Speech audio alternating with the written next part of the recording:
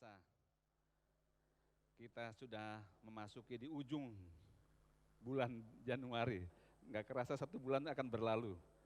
2 hari lagi akan ada Sincia, tahun baru Imlek. Tahun yang baru, tahun yang penuh kelimpahan seperti janji Tuhan. Setiap tahun kita merayakan tahun baru, tapi buat anak-anak Tuhan setiap hari kita melakukan hal yang baru bersama Tuhan. Yes, karena anak Tuhan akan mengalami perbedaan yang besar, bahwa di dalam Tuhan kamu akan melihat hal-hal yang dunia tidak bisa lihat.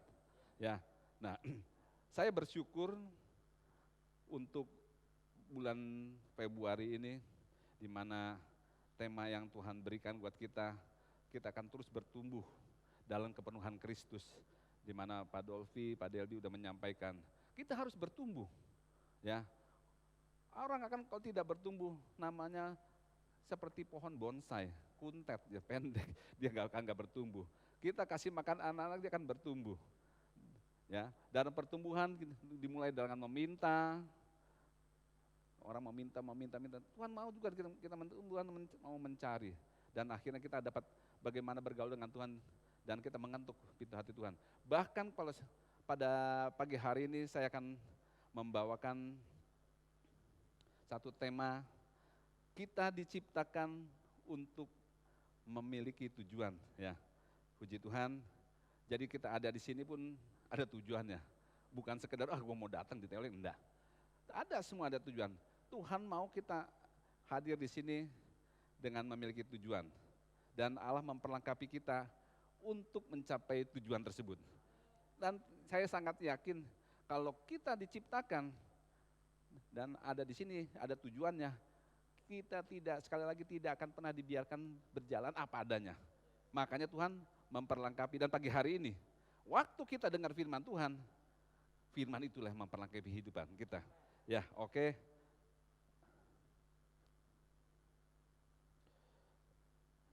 Ya, ini sudah lama. Saya pikir kapan ini kura-kura akan muncul. Ya, dan hari ini, ya, saya tergerakkan kura-kura ini muncul juga akhirnya. Ya, kura-kura di atas pagar. Saya ingat sekali bagaimana ini kura-kura ini yang luar biasa ini menginspirasi buat saya. Karena saya pikir kura-kura buat jalan aja sudah susah. Ya, kita dengar cerita bagaimana berlomba dengan kelinci segala macam. Tapi sekarang kura-kura di atas pagar. Saya mau mengatakan bahwa kita nggak mungkin bisa melihat kura-kura di atas pagar, kecuali ada orang yang menolong, membawa, bahkan mengangkat kura-kura di situ.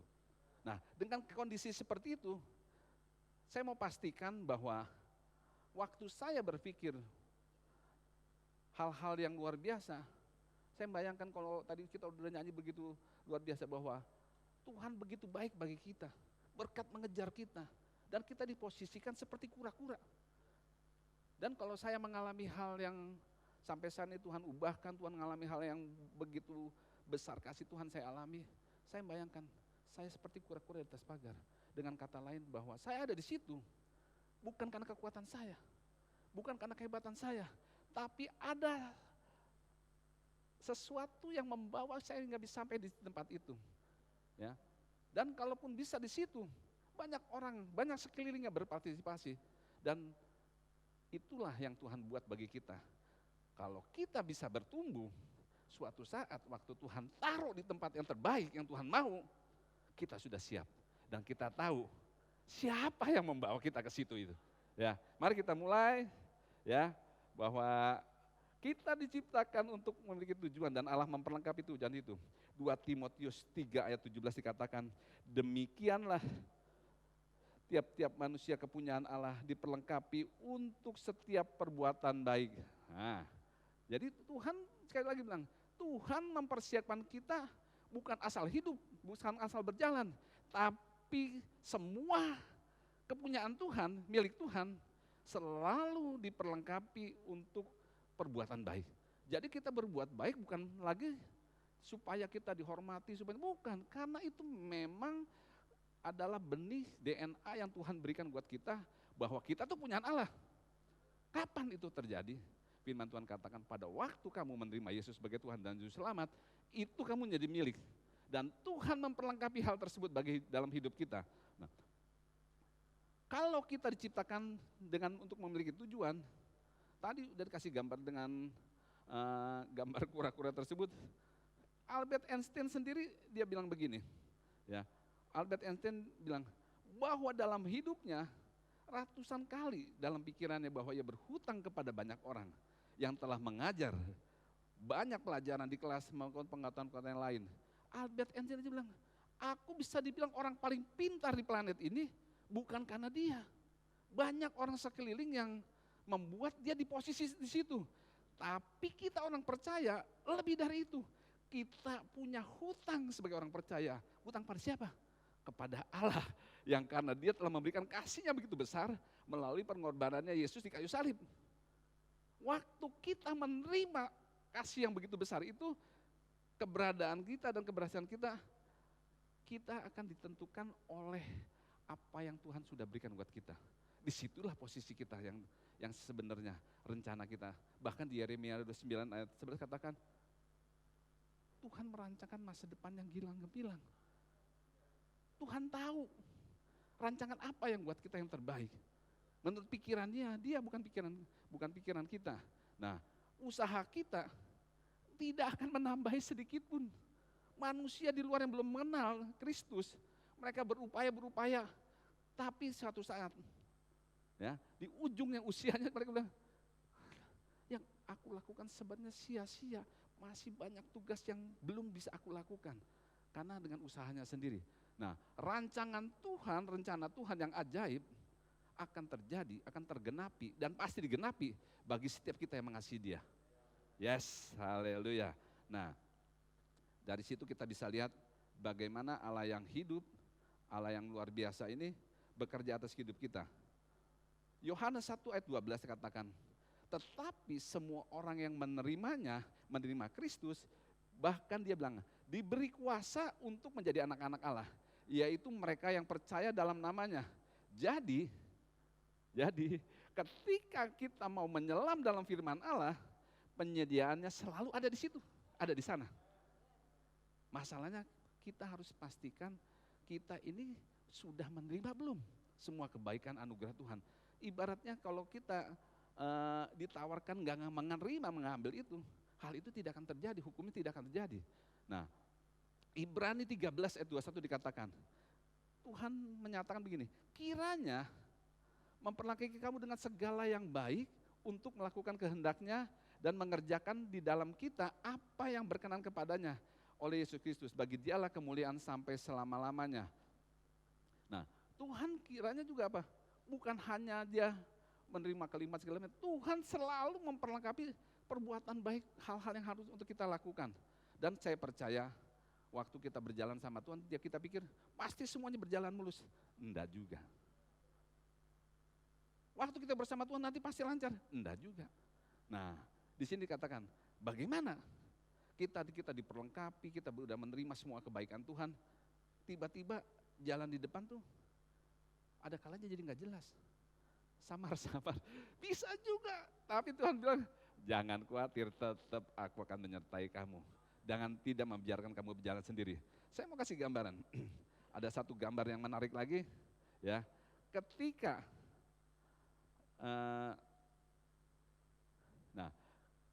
ketika ya jalannya kita lalui tiba-tiba menjadi nggak jelas, jadi samar-samar. Ada awan, ada cloudy, ada yang menghalangi arah pandang kita. Tuhan, ini kok sekarang nggak jelas. Aku ngelihatnya sekarang ini nggak jelas. Ini harus gimana? Ya, aku harus ngelihatnya gimana? Seringkali orang frustasi begitu yang dilihat nggak jelas. Ini salah jalan nggak ya? Jangan-jangan aku nggak berjalan di dalam Tuhan nih. Tapi jangan takut. Waktu yang kita lihat, yang kita pandang itu menjadi samar-samar dan nggak jelas. Nah, apa yang harus kita lakukan? Yang pertama saya mau bilang, kita harus balik lagi. Cepat. Waktu kalau Tuhan berfirman, waktu kita menerima kebaikan Tuhan, pasti ada janji-janji yang pernah Dia katakan pada kita. Janji-janjinya itu membuat kita bisa berjalan dengan teguh. Tapi waktu kita berjalan dalam janji, dan kita melihat nggak jelas, kita pastikan bahwa janji atas hidup kita tuh pasti ya dan amin. Kita harus tetap berpegang di situ. Saya mau kasih contoh bagaimana waktu satu kali Daud diurapi, ditabiskan oleh Samuel. Ya, kamu akan jadi raja bangsa Israel. Pada waktu itu Daud berumur kira-kira 14 tahun. Diurapi, kamu akan jadi raja bangsa Israel, raja umat Allah segala macam. Lalu dituangkan minyak di kepalanya. Tapi dalam perjalanannya, dia hampir berkali-kali dibunuh oleh Saul, dikejar oleh musuh dan sebagainya. Lalu dia mulai sebenarnya benar kenapa jadi raja? Bahkan para pengikut setianya pada kabur juga, tinggal beberapa ratus orang. Lalu Daud bilang, dia selalu ingat pada janji Tuhan. Kalau dia berfirman, dia pasti digenapi.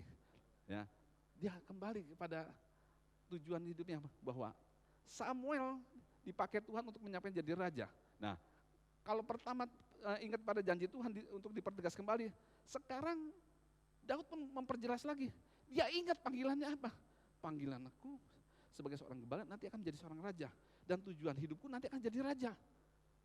Dia ingat lagi, datang sama firman yang hidup itu. Benar gak aku panggilanku seperti ini? Buat saya, profesi saya bilang, benar gak panggilan saya seperti ini? Ya, Daud pada saat itu ada hal-hal yang buruk yang dia alami, bahkan dia harus lari ke gua, ke tempat-tempat yang ini, bahkan di tengah perjalanan dia harus ke tempat makanan pun tidak ada, sampai ke satu tempat di 1 Samuel 21 dikatakan dia ke tempat imam Ahimelek, dia cari ada makanan kah di tempat ini? Enggak ada roti, enggak ada, yang ada hanya roti sajian, bukan roti biasa, roti yang biasa disajian. Ya itu pun enggak apa-apa. Ternyata waktu dia ketemu Ahimelek, dia bisa melihat bahwa di situ Daud tanya, adakah senjata di sini? Enggak ada, senjata enggak ada kecuali pedang yang kau pakai untuk memenggal kepala Goliat. Dia ingat waktu dia bisa melakukan perkara besar karena memperkatakan firman Tuhan, berceritakan firman Tuhan, dia diteguhkan kembali.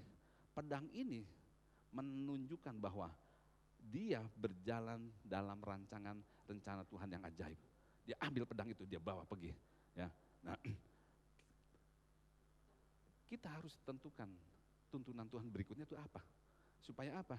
Waktu kita nggak mencari tuntunan Tuhan, kita nggak akan tahu bagaimana tujuan hidup kita tuh mau kemana. Harus kejar, mencari. Supaya kita bisa lebih jelas bahwa Tuhan tidak bekerja asal-asalan buat kita, tapi dia merencanakan yang terbaik bagi kita. Bahkan dia bilang begini, kokohkan timnya. Dia kumpulin 600 orang yang dia percaya, komunitas dibangun, bagaimana tetap sehat dan kuat.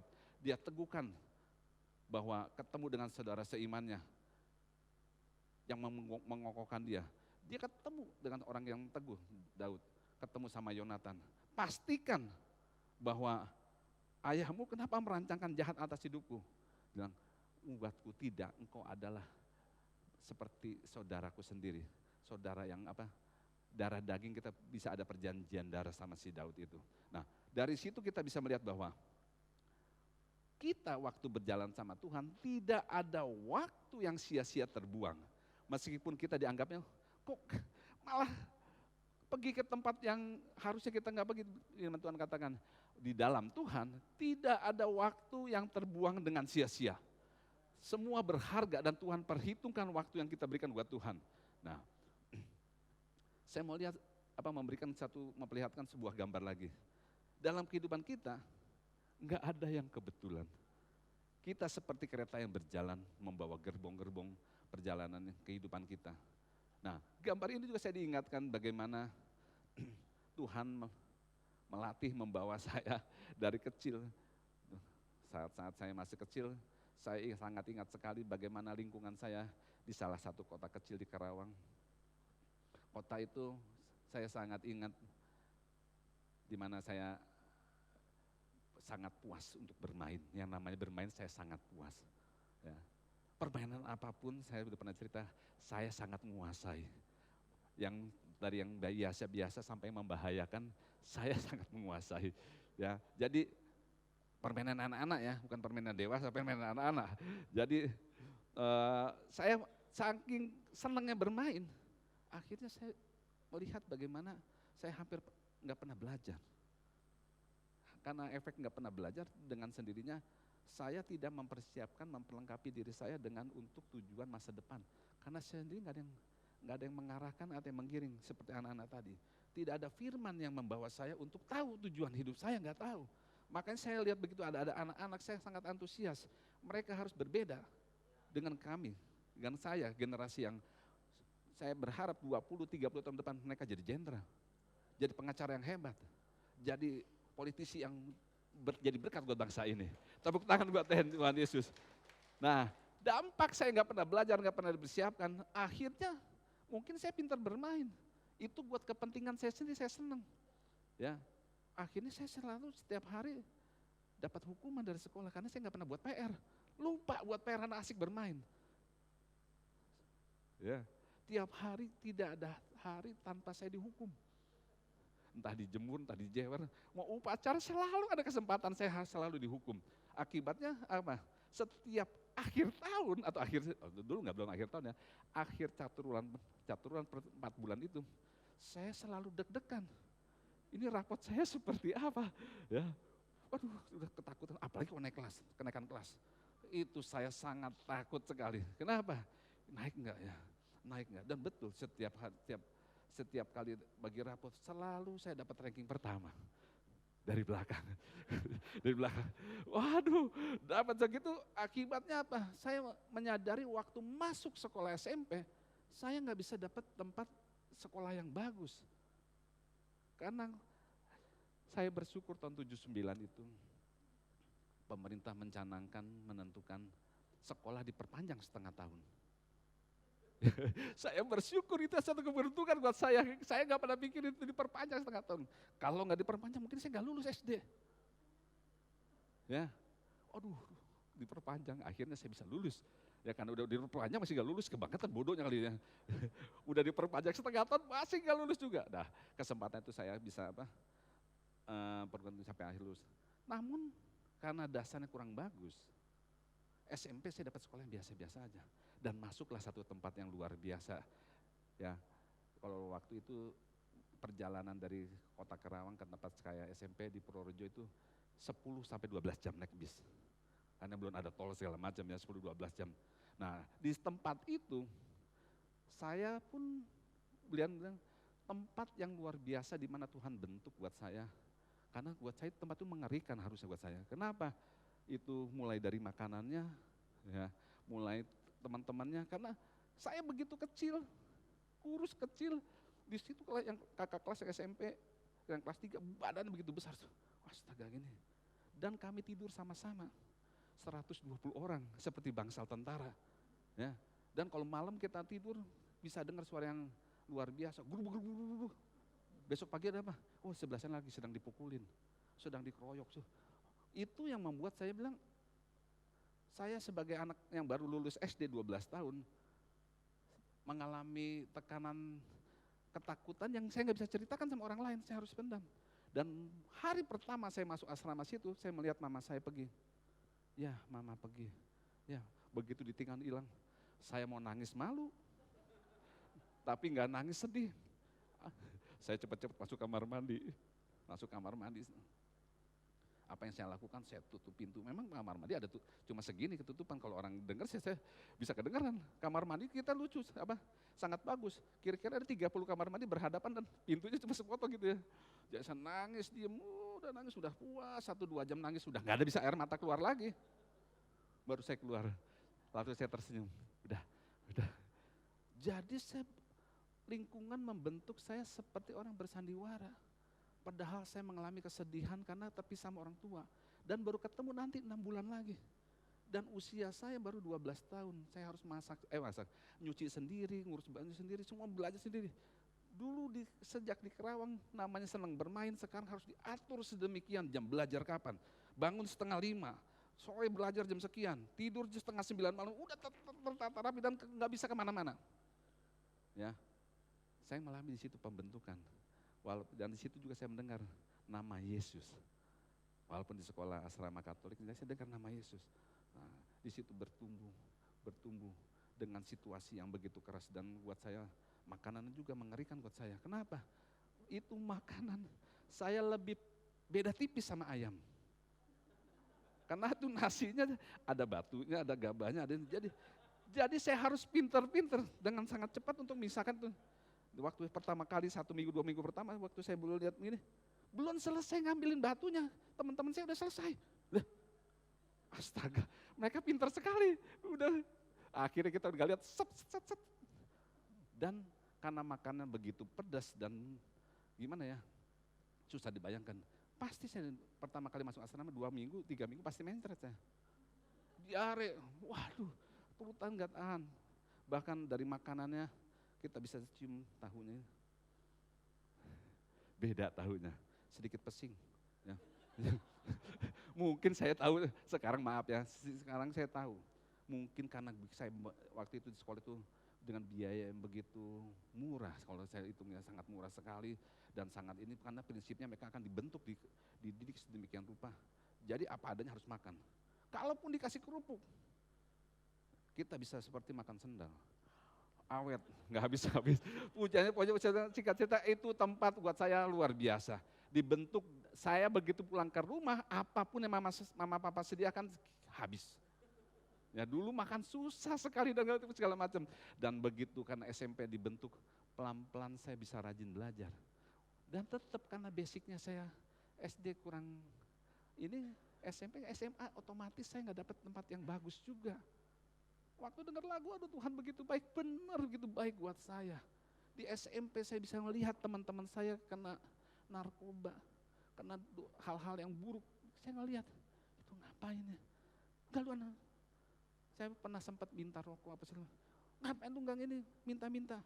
Mungkin karena sih nggak ada uang, mereka punya terbatas juga, udah tidur aja. Jadi yang nggak dikasih ya udah. Puji Tuhan, saya bisa boleh dikatakan saya seperti lolos dari lubang jarum yang saya nggak ngerti, situasi nggak ngerti. Baru saya bilang itu waktu saya tahu firman itu kebaikan Tuhan yang mengejar saya untuk bawa sampai sekarang ini. Begitu masuk SMA, karena SMP saya juga nilainya nggak terlalu bagus juga, lumayan bagus tapi nggak terlalu bagus. Saya bermimpi di Jogja ada satu tempat SMA yang top, yang semua orang mau di Indonesia. Akhirnya karena persiapan dasarnya kurang bagus, saya nggak bisa dapat yang terbaik, dapat yang ya rata-rata lah, dapat sekolah. Sebenarnya kemarin saya mau tampilin teman-teman, saya bilang jangan dah, ya nanti nggak enak tadi. Ya mau tampilin. Nah dapat SMA dan yang paling saya tahu baru sebulan sekolah kakak saya bilang gini. Papa keluarin Iwan dari situ. Mama saya telepon, oh jangan sekolah di situ. Kenapa Pak? Itu sekolah tempat anak nakal. Tempat anak nakal ya? Baru saya tahu, setelah saya dibilang itu ditanyain. Oh benar juga. Tempat sekolah saya itu tempat untuk markas nyerang sekolah lain. Wah. Tapi saya tempat yang kayak begitu pun saya masuk sangat sulit dapetin yang gini. Sebelah Kodim. Kodim tahu ya, Komando Distrik Militer. Jadi kalau anak-anak habis berantem masukin penjara dulu di situ, taruh situ. Saya bilang, waduh, ini tempat SMP begini, SMA segini. Tapi di tempat yang seperti itu, Tuhan ketemukan saya seorang mahasiswa, saya kelas 1 SMA, mahasiswa yang mau ujian, sarjana sipil, tapi butuh teman ke tempat belajar. Diajaklah saya, Wan ikut tempat belajar ya. Saya bilang, nggak tahu gimana, saya bilang, ayo saya mau aja dari tempat belajar. Dan disitulah Tuhan proses buat saya belajar apa? Mulai jam 4 sore dijemput, dibawa ke tempat belajar di Jogja. Jam 4 sampai jam 9 malam saya di tempat belajar. SMA. Terus begitu naik kelas 2 dia udah lulus. Yang gitu. Karena kebiasaan saya ke tempat belajar, yang ngajak nggak ada, saya pergi sendiri. Dan itu tempat belajar bukan tempat belajar SMA, tempat belajar mahasiswa. Karena saya udah biasa berbulan-bulan sama diajak sama mahasiswa itu, di Jogja mungkin Cieni tahu ya, ada tempat namanya Santikara. Nah, saya belajar di situ. Nggak ada yang tahu, saya udah biasa di situ. Makan di situ, pulang di situ. Pulang dari tempat belajar, saya main sama teman-teman di kos. jam setengah 10 sampai jam 11 malam, main. Begitu setengah 12 masuk kamar lagi, saya belajar sampai jam 2 pagi. Belajar lagi karena kebiasaan. Ini pun kelihatannya baik ya. Wah sangat rajin, saya bisa belajar 8 sampai 12 jam, 10 jam, 8-10 jam setiap hari. Tapi saya waktu tahu firman, ini bukan hal yang baik. Kenapa? Saya mengandalkan semua kekuatan saya, kemampuan saya untuk belajar. Akhirnya apa dampaknya? Stres. Ada satu teman bilang begini, Wan, kalau gue lihat cara belajar lu seperti ini, lu kalau enggak sampai masuk Gajah Mada, lu gobloknya kebangetan. Kenapa lu ngomong gitu? Lu gak usah ngomong udah stres. Ditambah ngomong saya tambah beban. Bener, begitu masuk ujian, masuk ruang ujian segala macam, saya udah pilih jurusan teknik nuklir, teknik kimia. Hebat jurusan saya. Ya, saya pilih segala macam. Masuk ruang ujian bukan saya seneng. Wah, sakit perut saya. Diem sebentar 15 menit. Saya mau ke WC enggak ya? Akhirnya saya ke WC. Ke WC juga enggak keluar, memang enggak mau ke WC, itu sakit perut. Dan singkat cerita saya bilang, pasti enggak diterima. Padahal kalau begitu buka buku, saya sangat mengerti titik komanya di mana, ini buku-buku pelajaran yang saya udah sangat ngerti. Nah, firman Tuhan kata, celakalah orang yang mengandalkan kekuatannya sendiri, yang mengandalkan semua kepintaran kemampuannya. Tuhan mau dia bisa diandalkan. Tapi saat itu saya nggak tahu firman. Makanya saya sangat antusias lihat anak-anak, kamu diberkati sejak anak-anak. Diperlengkapi dengan firman, kamu akan berbeda. Cara bermainnya akan berbeda. Karena kita punya Allah yang bisa dipercaya. Bukan dimengerti, tidak bisa dipercaya. Makanya tinggal di hati kita. Beri tepuk tangan buat Tuhan Yesus. Nah, tapi puji Tuhan, di tempat yang seperti itu, saya stres. Akhirnya saya tes semua jurusan ya yang saya pilih, udah saya tulis hampir 10 jurusan yang saya pilih, beda-beda. Ada teknik kimia, teknik mesin, teknik elektro, pokoknya yang penting mana. Pilihan ke-9, waktu saya udah tes 1 sampai 8 itu saya bilang, sampai di Parahyangan Bandung saya tes, begitu tes, nggak bisa, saya belang. Seperti nggak ngerti lah, kayak orang bener-bener orang nggak pernah belajar. Saya bener-bener blank. Tapi pengumuman belum keluar. Saya pulang ke Kerawang ke papa saya. Papa saya udah marah-marah. Sekolah apa tuh SMA? Mana bisa sekolah gini? Oh, dia nggak tahu saya benar belajar begitu rajin. Yang dia ingat saya masih kecil, senang main. Yang dia ingat itu. Jadi wah, dia bangga sama adik saya yang pintar segala macam, sekolahnya bagus, bayarnya mahal. Sedangkan saya selalu dapat sekolahnya murah dan murah. Ya. Jadi saya pikir memang kalau lihat adik saya tuh sekolahnya uang sekolah sekian. Jadi uang sekolah adik saya setahun, dia sebulan. Saya bilang, papa saya bangga sekali sama adik saya, tapi saya bilang, saya diem, lalu saya berdoa sama Tuhan. Tuhan, yang pertama aku diterima, aku ambil itu. Kan belum tahu saya diterima mana. Lalu tesnya yang ke-9. Saya tes 9, saya tanya si kakak saya yang paling besar, di Jakarta masih ada buka enggak? Karena saya tes di Trisakti juga, sipil, elektro, saya nggak bisa, benar-benar nggak bisa seperti orang nggak pernah belajar. Tes ke-9, teman saya nganter, saya lihat, Tuhan, jurusan apa nih ya yang bisa diterima? Yang mana? Saya lihat, wah ini ada pelajaran jurusan yang pasti diterima, saya yakin. Pelajaran tesnya cuma fisika, kimia, biologi. Ini ada, saya ambil aja. Waktu saya mau ambil jurusan kedokteran, dokter umum, teman saya yang di Jakarta yang nggak naik kelas, tampek tangan saya. Lu jangan ambil itu. Kenapa jangan ambil? Lu nggak lulus di situ, statusnya terdaftar. Saya nengok dia. Kalau saya berpikir dia nggak naik lebih bodoh dari saya, bilang, lu sekolah aja nggak naik, ngasih nasihat gua. Tapi saat itu saya pikir, kenapa jangan ambil ini? Nanti lu lulusnya lama, nggak lulus. Statusnya daftar emang betul, kalau dulu di kedokteran kalau statusnya daftar lama sekali, bisa 8-10 tahun. Terus yang mana? Yang ini sebelahnya, dokter gigi. Saya bilang, gua nggak suka banget yang ini. Gua nggak mau yang ini. Kenapa? Aduh, udah. Tapi saya lihat, tapi teman saya bilang, tapi statusnya disamakan. Saya ingat papa saya. Yang penting diterima. Saya ambil itu. Saya ambil dan singkat cerita akhirnya saya tes, walaupun di tempat tes saya datangnya terlambat 15-20 menit. Karena saya diantar dari Cipinang, tesnya di Grogol, Jakarta Timur ke Jakarta Barat. Lu cepetan, gue mau tes nih. Sampai sana akhirnya singkat cerita saya sampai sana terlambat. Gurunya, masuk. Tesnya kayak seperti ini, ada berapa ratus orang daftar. Tapi karena saya nggak suka, saya ngerjakan dengan asik. Kayak gampang banget saya. Dan diterima dengan ranking sangat bagus dan bayarnya murah, paling murah saya dapat. Karena saya nggak suka, nggak ada freezer buat saya, nggak suka. Begitu pengumuman saya belum lihat, kakak saya udah kasih tahu papa saya, si Koko diterima. Wah, saya pikir yang penting gue udah terima nih. Ya. Menurut Bapak Ibu, papa saya seneng nggak? Enggak. Waktu saya pulang, kenapa ngambil yang ini? Dokter gigi kan mahal, disebutin saya diam, aduh udah diterima sih. Beda sama Bapak kita, dia terima kita apa adanya.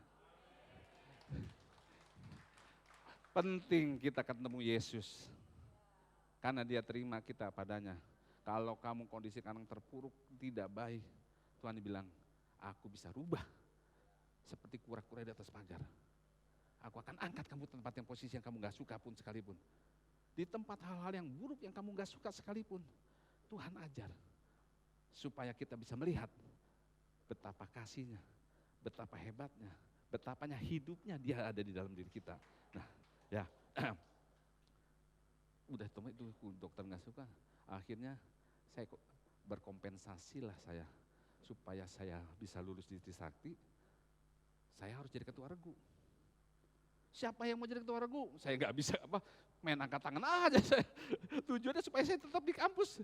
Kan kalau saya di luar kampus terus, saya lama-lama nggak senang di kampus. Saya udah nggak suka, saya paksain untuk tetap gimana cara di kampus. Ada kegiatan apa, saya ikut segala macam. Tapi bukan itu yang menolong saya di kampus. Ternyata waktu lihat pelajaran tes bukunya banyak begitu, ternyata kebiasaan saya belajar diajak teman itu di kampus itu yang menolong saya.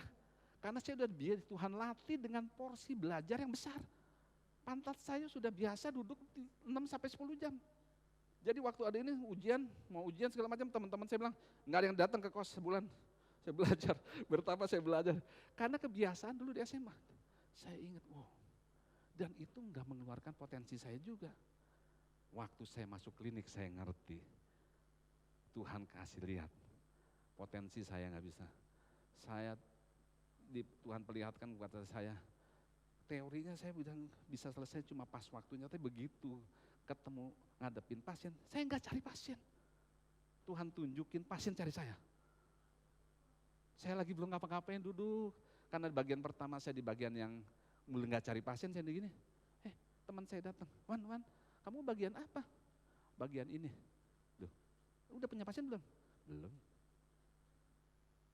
Emang ada apa?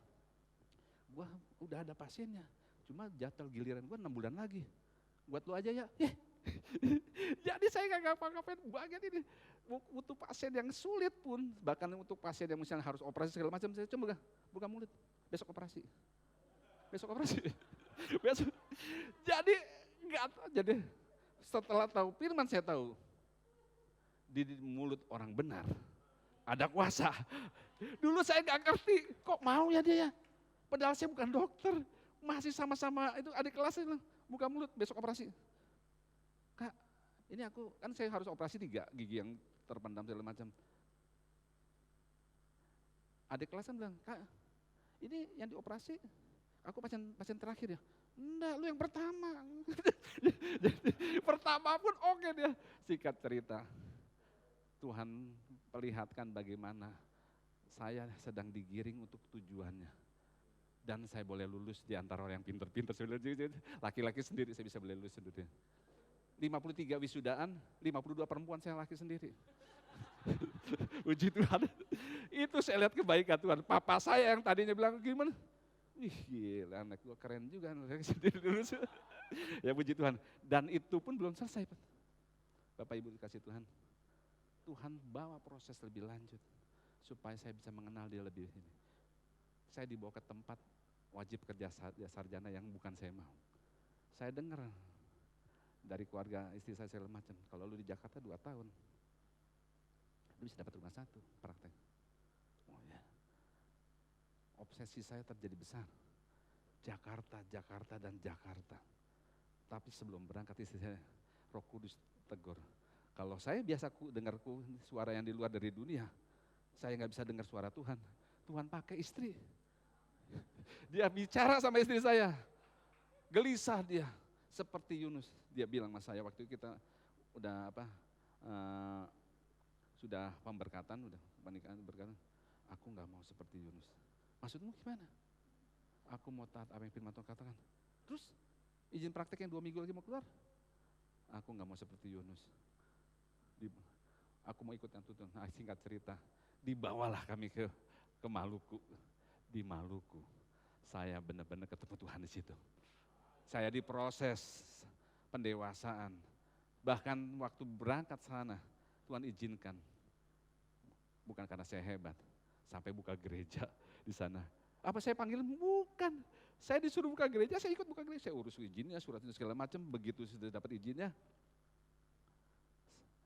hamba Tuhan datang, saya kembaliin. Ini Pak, tugas saya hanya ngurus surat izin. Yang jadi gembala bukan saya, bukan bagian saya. Saya harus tahu panggilan Tuhan atas hidup saya. Makanya kalau sejak dini kita dengar firman Tuhan katakan, Tuhan akan memposisikan hidup kita seperti apa yang Dia rancangan. Makanya Yeremia 29:11 bilang, aku tahu apa yang ada padaku mengenai kamu, rancang buat kamu. Dan puji Tuhan, dari Maluku pun Tuhan bawa kembali saya ke Jakarta, ya, dengan mulai dari nol lagi, karena kerusuhan saya mulai dari nol lagi. Tapi beda, saya berangkat nol ke sana, belum kenal Tuhan. Ada masalah besar, saya balik ke Jakarta, tapi walaupun saya nggak ada punya apa-apa, saya punya Tuhan yang punya semuanya. Berbeda ke Jakarta. Waktu ngadepi masalah seperti itu, saya ketemu, mungkin saya ceritakan, satu perintah firman Tuhan yang di sebuah piring itu. Jangan lihat besarnya kebutuhan kamu. Kalau kamu lihat besarnya kebutuhan kamu akan menyalahkan Tuhan. Lihat apa yang Tuhan sudah bisa buat. Aku akan menuntunmu selangkah demi selangkah, bukan sekaligus. Dan setiap langkah yang kamu lalui, itu mujizat. Dan betul, dari 2000 sampai sekarang saya bisa lihat apa yang dari nol Tuhan tambahkan, dan saya mau katakan saya di posisi seperti kura-kura di atas pagar tadi. Saya sangat bersyukur, bukan bersyukur di atas pagarnya, bersyukur siapa yang membawa saya ke situ. Bersama siapa? Bersama Tuhan. Ada satu gambar lagi saya mau kasih lihat. Ya, satu gambar lagi. Nah, ini. Ini banyak orang mengidam-idamkan musim dingin di Eropa. Ini mungkin udah sering sini ke Norwegia ini ya. Jadi di sini kita mau belajar bagaimana kita merespon dengan baik, merespon dengan benar pada di situasi hal-hal yang tidak baik. Norway ya adalah negara Eropa yang paling ujung, di paling utara di bumi. Dia memiliki apa? Dia memiliki musim dingin yang panjang, ya, musim dingin yang panjang, dan dia lebih dingin dari negara Eropa lainnya, karena letaknya di paling utara, sehingga pada waktu musim dingin matahari hanya beberapa jam saja. Nah di situ dikatakan, buat orang-orang Norwegia bilang begini, ya, there is no such thing as bad weather, just bad clothing. Dia bilang nggak ada tuh cuaca buruk. Padahal di sini disebut minusnya kadang-kadang minus 30, minus 40. Ya, minusnya segitu, begitu dinginnya. Enggak, itu bukan cuaca buruk. Yang ada kamu cara berpakaian kamu yang nggak bagus. Kalau kamu pengen itu, masalah tuh nggak ada yang buruk. Makanya begini, cuaca buruk itu tidak akan menjadi masalah. Kehidupan kita yang banyak masalah tidak akan jadi masalah. Ya, selama kita bisa menyesuaikan, bisa mengeliminasi semua hal-hal yang nggak perlu. Jadi kalau minus 33, yang ada tuh kamu cara berpakaian kamu yang salah. Kamu harus pakai shawl, kaos kaki yang tebal, sarung tangan yang ini segala macam. Nah, dari kondisi yang seperti itu, orang Norway bilang begini, tidak ada masalah yang buruk. Yang ada adalah respon yang keliru waktu menghadapi situasi yang buruk seperti itu. Saya waktu lihat ini, selama ini kalau gue responnya salah, di tempat dari kecil, SMP, SMA, kuliah, bahkan tempat jadi dokter pun, kalau aku merespon yang salah, habislah.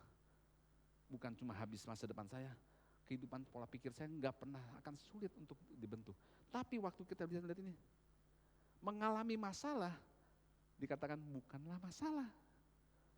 Justru bersyukur waktu kamu mengalami masalah.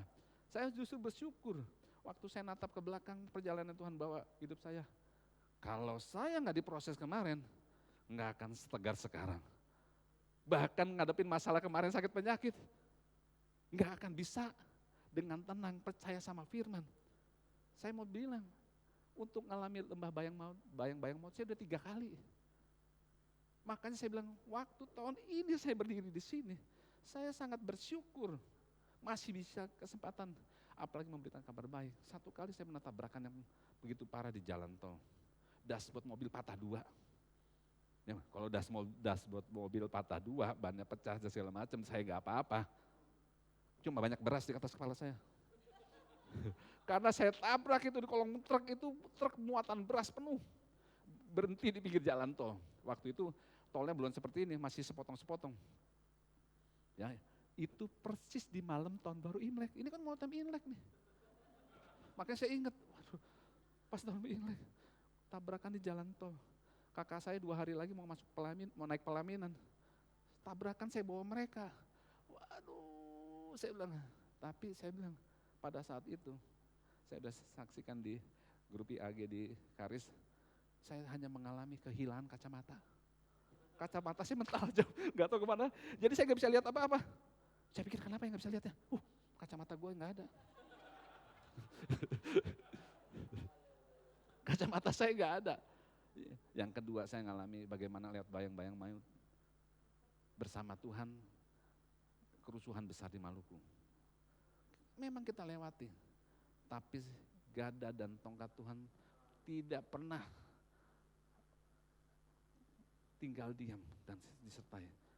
Bulan Juli kemarin teman-teman sudah tahu, ya kembali ngalih bayang-bayang. Tapi saya lihat Tuhan ambil saya.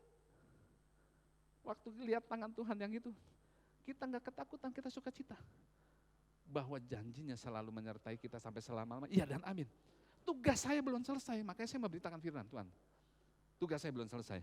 Nah, untuk hadapi masalah, kita nggak perlu lari. Dan firman Tuhan katakan, waktu kita berjalan sama Tuhan, kita bisa berbicara, masalah yang kamu hadapi, masalah yang biasa-biasa saja. Bukan kita hebat, karena ada yang hebat di dalam diri kita. Yesus Kristus Tuhan yang membuat kita menang. Kita bisa tahu, wah Tuhan, ini tahun baru, 2 hari lagi, tahun baru Imlek. Dan tahun ini juga, kita bukan cuma baru tahun karena 1 hari tahun baru Imlek, tapi semua yang luar biasa Tuhan sediakan baru. Rahmatnya selalu baru setiap hari, setiap pagi. Dan saya percaya, waktu Tuhan bawa dalam satu proses perjalanan, hidup kita ini kita harus tahu. Hidup kita ini bukan tujuan, melainkan journey atau perjalanan bersama Tuhan. Makanya itu firman Tuhan katakan, nikmatilah kau bersama Dia. Waktu kau rest in God, semua yang kamu hadapi, saya bisa melihat bagaimana Stefanus dalam keadaan di ujung maut pun, dia bisa melihat, aku bisa melihat tata Allah Bapa dan Yesus Kristus ada di sebelah kanannya. Padahal dia sedang dirajam dalam keadaan yang tidak mungkin. Dan kalau kita lihat masalah, kita sedang di bawah. Tapi kalau kita lihat Yesus, kita sedang di atas masalah, kita bisa lihat. Masalahnya biasa-biasa aja. Ya, kalau zaman dulu anak kecil, segini nih. Orang Ambon bilang, tai kuku. Nah, yang terakhir. Sehingga, apabila kita berhasil mengerjakan semua yang Tuhan percayakan, kita tahu dari mana itu semua kita peroleh. Ya, dari mana? Sehingga nggak ada kesempatan sedikit pun kita untuk berbangga. Oh ini karena aku, enggak. Semua hanya anugerahnya, only by grace. Semua hanya kebaikan Tuhan. Dan kalau Tuhan izinkan kita bisa di atas pagar seperti itu bukanlah peningkatan. Bukan juga promosi atau pengakuan. Tapi itu adalah upah waktu kita mau percaya sama Yesus. Karena promosi itu udah pasti. Peningkatan itu udah pasti. Lagunya dibilang berkat itu mengejar kamu. Berjalan di depan kamu. Makanya bilang kalau kita ngerti itu. Bahwa itu adalah buah kita bisa percaya apa yang atas Tuhan percaya kepada kita. Nah, dan itu merupakan panggilan Allah atas hidup kita. Untuk kita bisa mengikuti rencananya.